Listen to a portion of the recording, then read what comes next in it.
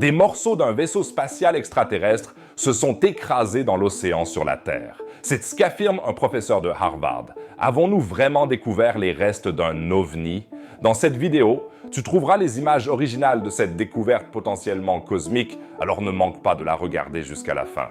Et si cela vous plaît, je serai galactiquement ravi d'un pouce en l'air et d'un commentaire, car cela permet au algorithme de YouTube de montrer cette vidéo à encore plus de personnes. Merci beaucoup les amis et bienvenue.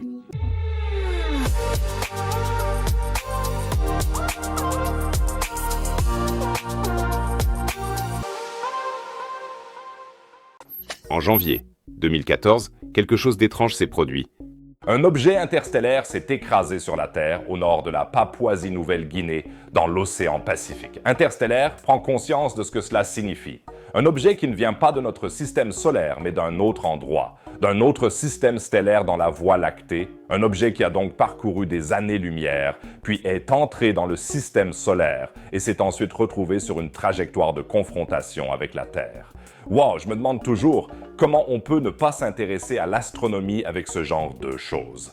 Écrivez-moi si vous avez aussi ce genre d'amis qui ne comprend tout simplement pas pourquoi ce sujet est si incroyablement fascinant. Quoi qu'il en soit, cet objet avec le nom dans un, donc d'une manière ou d'une autre, est quelque chose de spécial. Même si ce n'est qu'une météorite, donc une pierre. C'est une coïncidence incroyable que l'objet ait parcouru des années-lumière et qu'il atterrisse justement sur la Terre dans le Pacifique. Certains d'entre vous objecteront à juste titre « Comment peut-on savoir si ce truc est interstellaire, mec ?» Bonne question. On le sait grâce à la vitesse et à l'angle d'entrée de l'objet. L'impact a été enregistré par le Centre d'études des objets proches de la Terre de la NASA. Ce centre suit les impacts extraterrestres à l'aide d'un réseau de capteurs dans le monde entier et on sait donc que l'objet se déplaçait à une vitesse d'environ 45 km par seconde par rapport à la Terre et de 60 km par seconde par rapport au Soleil. Bien plus rapide que les astéroïdes normaux dans le système solaire, d'où vient cette vitesse? Amir Sira de l'université Harvard, qui a identifié l'objet comme interstellaire en 2019 grâce aux données, en parle. Il a probablement été créé dans un autre système stellaire, a été éjecté de son système planétaire et s'est retrouvé par hasard dans notre système solaire, où il a percuté la Terre. Nous avons donc ici un objet provenant d'une autre partie de la galaxie, peut-être même le morceau détaché d'une exoplanète. En tout cas, quelque chose d'incroyablement rare, car il n'est pas fréquent que des objets interstellaires pénètrent dans le système solaire. Le plus connu jusqu'à présent était Oumuamua, la comète d'hydrogène allongée, qui n'a cependant pas atterri sur la Terre et qui est maintenant à nouveau très loin de nous. Avec IM1, nous avons donc un Oumuamua qui s'est écrasé sur la Terre. Il faut absolument y jeter un coup d'œil, non? C'est ce qu'a fait Amir Siraj avec son professeur Avi Loeb. Loeb est déjà bien connu pour sa théorie selon laquelle Oumuamua est une technologie extraterrestre.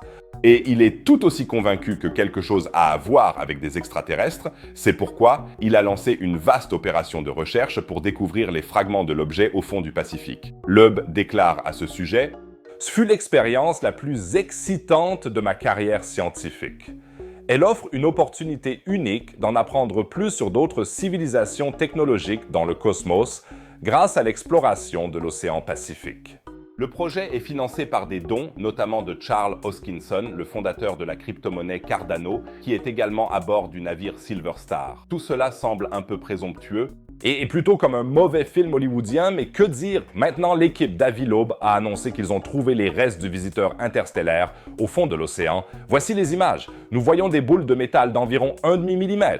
Les chercheurs les ont trouvées à l'aide d'un chariot magnétique installé sur le bateau qui a scruté le fond de l'océan à la recherche de fragments métalliques et d'une sorte de tamis matériel qui peut filtrer les objets d'intérêt particulier. Mais qu'est-ce qui prouve que ces petits billes font partie de dents?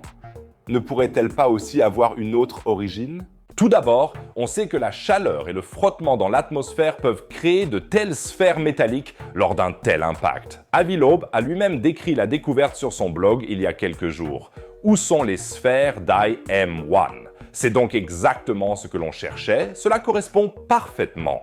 De plus, la composition des sphères semble être très curieuse. Une première analyse de la composition a montré qu'elles sont principalement composées de fer, avec des traces de magnésium et de titane, et qu'elles ne contiennent pas de nickel. Loeb qualifie cette combinaison d'anormale dans son article de blog sur la découverte. Comparé aux alliages fabriqués par l'homme, aux astéroïdes connus, aux sources astrophysiques inconnues, autrement dit, cette composition pourrait indiquer une origine très exotique. Sur l'une des boules, il était même gravé en très petit « Made in Melmark ». Hey Willy! Alf! Willy! Alf! Willy! L'équipe veut maintenant trouver encore plus de billes pour atteindre une bonne taille d'échantillon pour d'autres analyses, dit Lebé. Nous sommes maintenant en train de retourner sur le lieu du crash dit M, pour récupérer autant de sphères que possible. Avec un échantillon suffisamment grand, nous pouvons obtenir un spectre gamma qui caractérise ces éléments radioactifs et qui peut éventuellement dater l'échantillon. En passant, l'équipe a également trouvé des éclats d'acier et un étrange fil en manganèse platine. Tout cela sera ensuite analysé au laboratoire dans les mois à venir afin que nous espérons en apprendre davantage. Eh bien, que faire maintenant de cette découverte? Personnellement, j'ai toujours été sceptique concernant les thèses de Lebs sur Oumuamua. Il existe en effet de bien meilleures explications scientifiques sur la manière dont les caractéristiques d'Oumuamua peuvent être expliquées de manière naturelle, sans technologie extraterrestre. J'ai l'impression que Loeb s'est un peu emballé, mais j'admire énormément son engagement sur ce sujet. Et cette opération de sauvetage dans le Pacifique est vraiment une mission scientifique fantastique qui nous fera avancer d'une manière ou d'une autre. Une telle conviction et un tel esprit de découverte, quelque part, au fond de l'océan géant, se trouve peut-être une boule d'acier et nous allons la trouver. Je trouve ça génial, je dois dire honnêtement.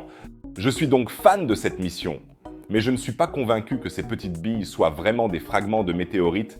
Qualifier une recherche de petits morceaux d'un météorite tombé il y a 9 ans dans une vaste zone du Pacifique de recherche d'une aiguille dans une botte de foin serait déjà trop optimiste. Et ce n'est pas parce que le matériau de la sphère est métallique et a une composition particulière qu'il s'agit à 100% du matériau de la météorite ou même d'un matériau extraterrestre, puisque c'est la thèse de l'Aube. Non seulement l'astéroïde interstellaire a été trouvé, mais le matériau a également fourni des indices sur le fait qu'il pourrait s'agir d'une technologie extraterrestre. Les petites billes pourraient également être d'origine naturelle et s'être peut-être formées par des processus volcaniques. Elles pourraient être d'origine humaine, car qui sait depuis combien de temps cette matière est là? Le coin de la Papouasie-Nouvelle-Guinée était un important théâtre de guerre pendant la Seconde Guerre mondiale, avec beaucoup de trafic maritime. Ce sont toutes des explications qui me semblent, une fois de plus probables que les thèses fantastiques d'Avi Loeb. J'aimerais beaucoup qu'il ait raison, mais je n'ai pas la foi. Mais j'aimerais bien savoir ce que vous en pensez. Qu'a trouvé Avi Loeb? Les billes de métal font-elles partie de l'objet interstellaire?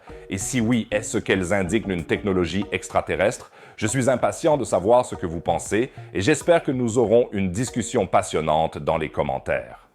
Si mes vidéos vous plaisent, je serai ravi que vous m'aidiez à propulser la chaîne dans des sphères interstellaires. Car comme je le sais grâce aux statistiques, plus de la moitié des spectateurs ne se sont même pas abonnés. C'est complètement gratuit, ça m'aide beaucoup et tu ne manqueras plus de nouvelles vidéos. Merci beaucoup les gars. Et si vous voulez soutenir ma chaîne, n'hésitez pas à vous offrir de vrais météorites dans ma boutique spatiale, des pierres venues de l'espace qui ont atterri sur la Terre. Chaque achat m'aide beaucoup à continuer la chaîne. Sinon, je dirais que nous nous retrouvons dans la prochaine vidéo. Prenez soin de vous, les amis.